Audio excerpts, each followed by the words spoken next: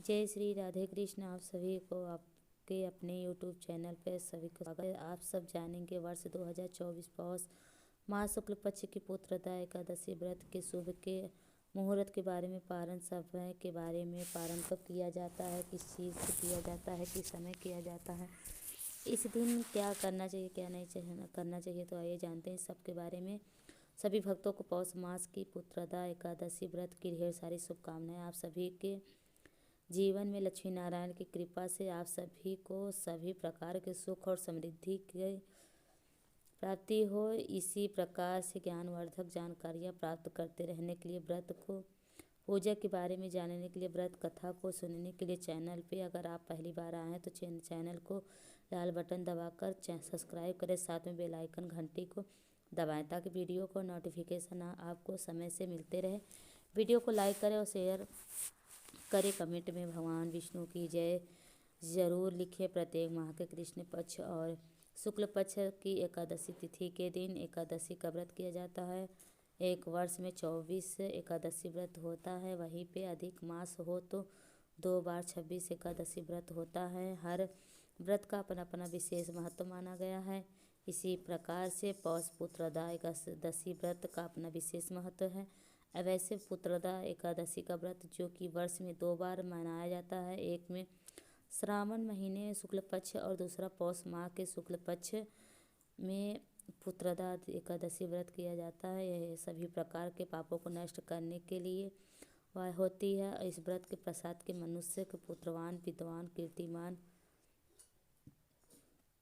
लक्ष्मीवादी होता है और अंत में इस व्रत के प्रभाव से भगवान विष्णु के धाम की प्राप्ति होती है। तो आइए जानते हैं पौष मास की पुत्रदा एकादशी व्रत के बारे में। पौष मास शुक्ल पक्ष पुत्रदा एकादशी तिथि प्रारंभ समय 20 जनवरी 2024 दिन शनिवार शाम 7:29 और एकादशी तिथि को समाप्ति है वह 21 जनवरी 2024 के दिन रविवार को शाम 7:29 पे हो। तो हमें शुद्ध रूप से सूर्योदय व्याप के अनुसार जो एकादशी व्रत के लिए समय प्राप्त हो रहा है वह समय सभी एकादशी 21 जनवरी 2024 दिन रविवार को दायित्व को धारण करेंगे। द्वादशी तिथि को जो समाप्ति है वह 22 जनवरी 2024 दिन सोमवार को शाम 7:54 पे द्वादशी तिथि समाप्ति का पारण जो कि 22 जनवरी को किया जाएगा।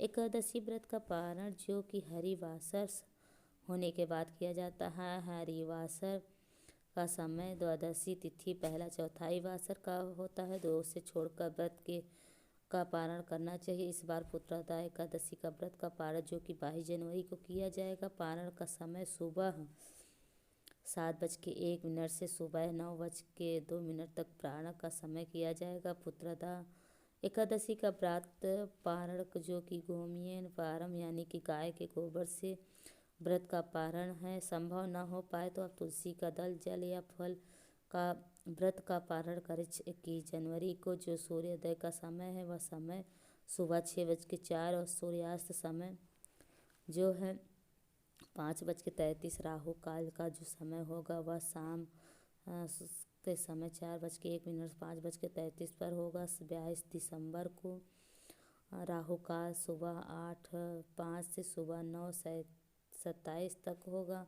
राहु काल समय के दौरान कोई भी शुभ कार्य, योग, नया कार्य, पूजन आदि का कार्य नहीं करना चाहिए। योग जो है कि 21 जनवरी सुबह 9:47 तक होगा। उसके बाद ब्रह्म योग होगा एकादशी तिथि के दिन। इस बार जो कि दीपुस्कार योग भी बन रहा है जो कि सुबह 3:52 से अगले दिन सोमवार 7:21 तक होगा। और 22 जनवरी के सब परिवार सिद्धि योग और अमृत सिद्धि योग भी बन रहा है जो सुबह के 7:14 से अगले दिन सुबह 4:58 तक होगा। 22 दिसंबर को रवि योग भी बन रहा है जो कि सुबह 4:58 से अगले दिन सोमवार सुबह 7:13 तारीख तक होगा। दिन व योग, पूजन आदि का कार्य करना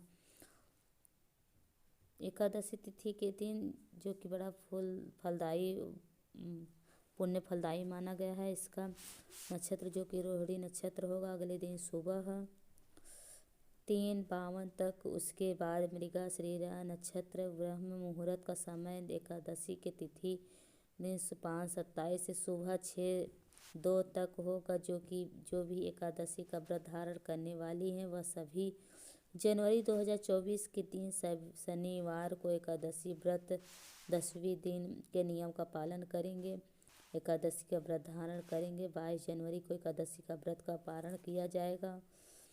जो भी एकादशी का व्रत धारण करने वाले हैं उन्हें चाहिए कि 10वीं तिथि के दिन सूर्यास्त होने से पहले ही शुद्ध और सात्विक आहार ग्रहण कर लेना चाहिए।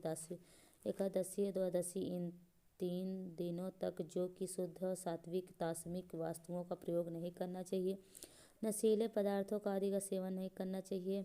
भक्ति पूर्वक भगवान का जो व्रत धारण का वो चाहिए 10वीं की सूर्यास्त के पहले ही भोजन ग्रहण कर ले और 10वीं की रात्रि ब्रह्मचर्य का पालन करते हुए भगवान विष्णु के नामों का और एकादशी का व्रत का स्मरण करते हुए सोना चाहिए। एकादशी की सुबह ब्रह्म मुहूर्त में उठकर के नित्य क्रियाओं से निवृत्त होकर गंगा नदी में स्नान करना चाहिए। गंगा नदी में स्नान नहीं है कर पाए तो घर के नहाने के पानी में ही स्नान करना चाहिए। थोड़ा गंगा जल मिलाकर स्नान करना चाहिए। शुद्ध वस्त्र धारण करके व्रत का संकल्प लेना चाहिए। भगवान विष्णु से प्रार्थना करनी चाहिए कि हे भगवान विष्णु, हे माता लक्ष्मी, आज मैं पुत्रदा एकादशी का व्रत धारण करने जा रही हूँ। यह करने के इस प्रकार से भगवान से प्रार्थना करें कि व्रत मेरा निर्विघ्न हो, पूरा हो, पुण्य फलों की प्राप्ति हो, हमारे सभी प्रकार के पापों का नाश हो। आपके मन में जो भी इच्छा है, जो भी कामना है वह भगवान विष्णु से कहें। पुत्रदा एकादशी के व्रत इस दिन जो भी भगवान विष्णु, माता लक्ष्मी, भगवान विष्णु नारायण स्वरूप का पूरा किया जाता है, पूजा किया जाता है। इस दिन भगवान का पूरे विधि विधान के साथ सुबह और शाम के पूजन करना चाहिए।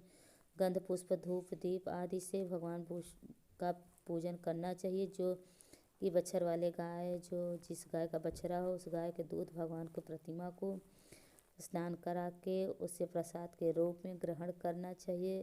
इससे भगवान विष्णु, भगवान नारायण अपने भक्तों पर अति प्रसन्न हैं और इससे अंत फलों की प्राप्ति होती है। तो इस दिन बछड़े वाले गाय के दूध से भगवान विष्णु का अभिषेक अवश्य ही करें।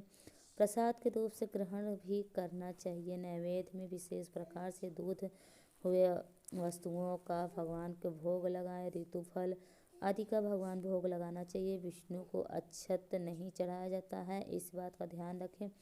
काले तिल सफ़ेद तिल अर्पित करें। भगवान तुलसी दल अवश्य चढ़ाएं। बिना तुलसी के भगवान विष्णु का पूजन संपन्न नहीं माना जाता है। तुलसी दल भगवान विष्णु को अर्पित करें। फिर पुत्रदा एकादशी व्रत का कथा श्रवण करनी चाहिए, भगवान की पूजा करनी चाहिए। इससे विष्णु अपने भक्तों पर अति प्रसन्न होते हैं। इस प्रकार से तिथि के दिन भगवान का पूजन करें। रात्रि में जागरण करते हुए समय को व्यतीत करना चाहिए। द्वादशी सुबह उठकर नित्य क्रियाओं में नियमित होकर स्नान करके शुद्ध वस्त्र धारण करके भगवान का पूजन और आरती कर ले। इसके बाद ब्राह्मणों को भोजन करवाएं, ब्राह्मणों को दान और दक्षिणा दे, गरीबों को भोजन कराएं। अनुसार व्रत पालन करना चाहिए। इस प्रकार व्रत को धारण करने से निसंतान को संतान प्रदान करने वाली हैं, सभी प्रकार के पापों का नाश करने वाली हैं, सभी प्रकार के मंगलकारक व्रत के दौरान कुछ बातों का ध्यान रखना चाहिए। द्वादशी तिथि के दिन और 10वीं तिथि के दिन जो चावल ग्रहण बिल्कुल भी नहीं करना चाहिए। इस दौरान तामसिक वस्तुओं का, नशीले पदार्थों का सेवन नहीं करना चाहिए। मांस और मदिरा, लहसुन, प्याज आदि का प्रयोग बिल्कुल भी न करें। शुद्ध सात्विकता का पालन करें। व्रत के दौरान किसी के ऊपर क्रोध नहीं करना चाहिए। अपने मन में किसी के प्रति ईर्ष्या द्वेष का भाव नहीं लाना चाहिए। पूर्ण श्रद्धा भक्ति भाव भगवान का पूजन करना चाहिए। इस दिन ओम नमो भगवते वासुदेवाय, ओम नमो नारायण इन मंत्रों का जाप करना चाहिए। इससे पुण्य फलों की प्राप्ति होती है। तो आशा करती हूँ कि यह जानकारी आपको अच्छी लगे। तो ऐसे ही ज्ञानवर्धक जानकारी प्राप्त करने के लिए चैनल पे अगर आप पहली बार आए हैं तो चैनल को लाल बटन दबाकर सब्सक्राइबर करें। साथ में बेल आइकन घंटी को दबाएं ताकि आने वाले वीडियो का नोटिफिकेशन आपके समय से पहले मिलता रहे। वीडियो नमस्कार दोस्तों, जय श्री कृष्ण भगवान की जय। जय माता लक्ष्मी मैया, विष्णु भगवान की जय।